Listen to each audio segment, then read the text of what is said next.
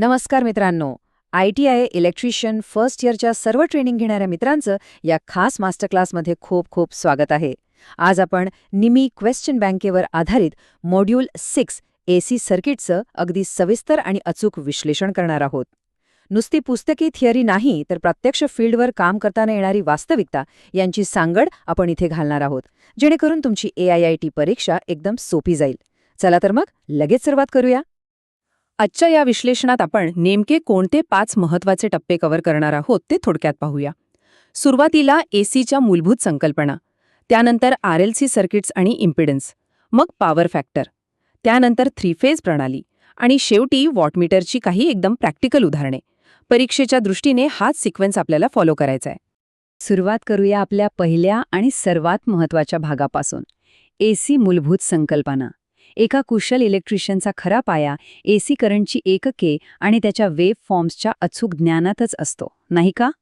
आता पॅरलल सर्किटमध्ये ससेप्टन्सची भूमिका किती महत्त्वाची असते याचा तुम्ही कधी विचार केलाय? ससेप्टन्सची सरळ व्याख्या म्हणजे इंडक्टन्सच्या व्यस्त प्रमाणात किंवा रेसिप्रोकल ऑफ इंडक्टन्स. आणि म्हणूनच तुमच्या क्वेश्चन बँकेतल्या पहिल्या प्रश्नाचं उत्तर इथे अगदी क्लिअर होतं. ससेप्टन्सचे एकक मोहो आहे. ही संकल्पना तांत्रिकदृष्ट्या एकदम अचूक आहे आणि ती पक्की लक्षात ठेवायची आहे. आता सिंगल फेस एसी सर्किटचा विचार करा. यात व्होल्टेज आणि करंट यांच्यात नेमका 90 डिग्रीचा फेज डिस्प्लेसमेंट असतो. हा तुमच्या 13व्या प्रश्नाचा थेट संदर्भ आहे बरं का. सोबतच हेही लक्षात घ्या की जर RMS व्होल्टेज 240 व्होल्ट असेल तर त्याचं कमाल मूल्य म्हणजेच मॅक्झिमम पीक व्हॅल्यू थेट 339.5 व्होल्ट्स इतकी जाते. प्रॅक्टिकल काम करताना योग्य इन्सुलेशन निवडण्यासाठी हे मॅक्झिमम व्हॅल्यू माहीत असणं अत्यंत गरजेचं असतं. चला आता पुढच्या टप्प्याकडे वळूया. RLC सर्किट्स आणि इम्पेडन्स. जेव्हा एकाच लाईनवर रेझिस्टन्स, इंडक्टन्स आणि कॅपॅसिटन्स एकत्र येतात तेव्हा लाईनवर नेमका काय परिणाम होतो ते आता आपण उलगडणार आहोत. प्रत्यक्ष फील्डमध्ये वायरिंग करताना किंवा परीक्षेतील तो 10वा प्रश्न सोडवताना एक अत्यंत महत्त्वाचा प्रश्न नेहमी आपल्यासमोर उभा राहतो.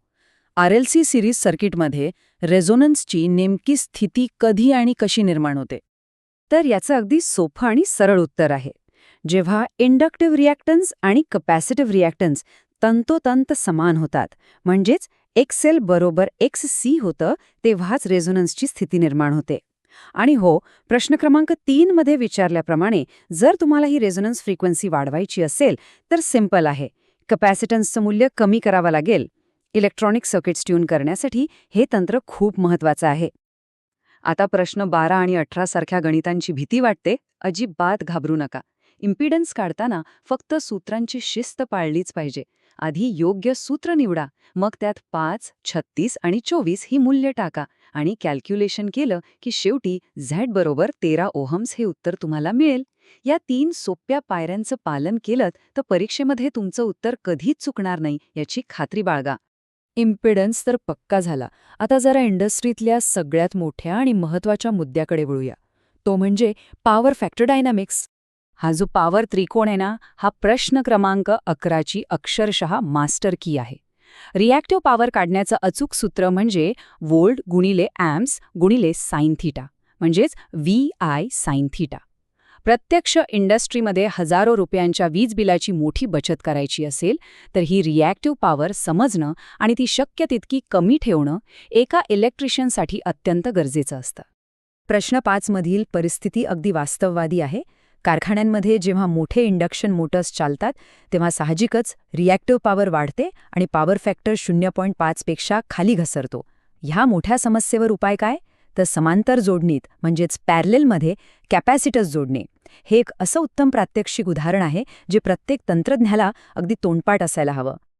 आता प्रश्न 17 आणि 19 मध्ये विचारल्याप्रमाणे जेव्हा पॉवर फॅक्टरची गणिते सोडवायची वेळ येते तेव्हा नेहमी या 2 टप्प्यांच्या साध्या पद्धतीवर विश्वास ठेवा. आधी व्होल्टेज आणि करंटवरून एकूण इम्पिडन्स म्हणजेच Z काढा आणि मग PF = R/Z या साध्या सूत्राचा वापर करा. तुम्हाला 0.5 किंवा 0.6 असं अगदी अचूक उत्तर मिळेल.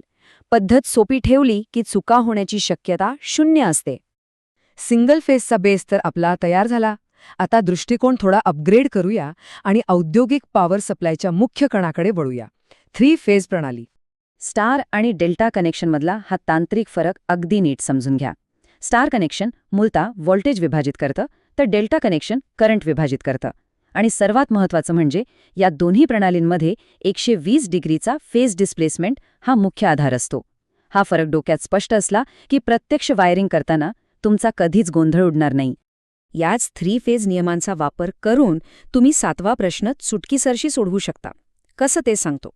415 व्होल्ट्स स्टार सिस्टममध्ये 16 अँपिअर लाईन करंट आणि 0.8 पॉवर फॅक्टर असेल तर तुमची एकूण ॲपरंट पॉवर बरोबर 11.5 केव्हीए इतकी येते.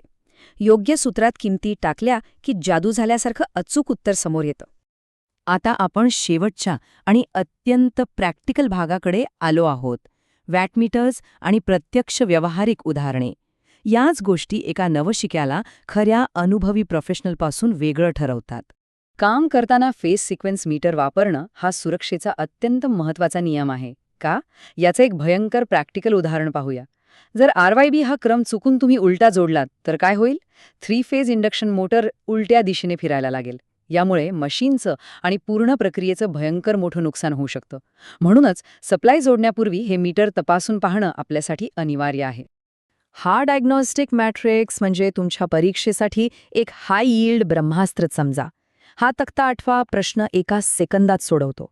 लक्षात ठेवण्याची सोपी ट्रिक सांगू.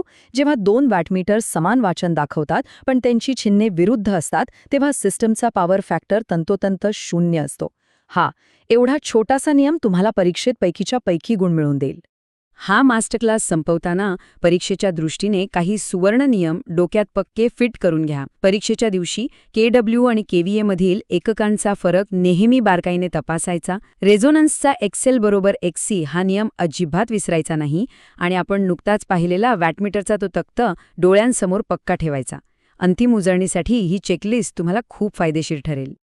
तर मित्रांनो, ही सगळी प्रॅक्टिकल उदाहरणे, आकृत्या आणि टूल्सचा अभ्यास पक्का केल्यानंतर आता विचार करा. पायाभूत संकल्पनांची ही मजबूत पकड तुमची आगामी AIIT परीक्षा किती सोपी करेल. मला खात्री आहे की या सखोल तयारीमुळे तुमचं सर्वोत्तम यश नक्कीच निश्चित आहे. अभ्यास करत रहा, प्रॅक्टिकलवर लक्ष केंद्रित करा आणि यशस्वी व्हा.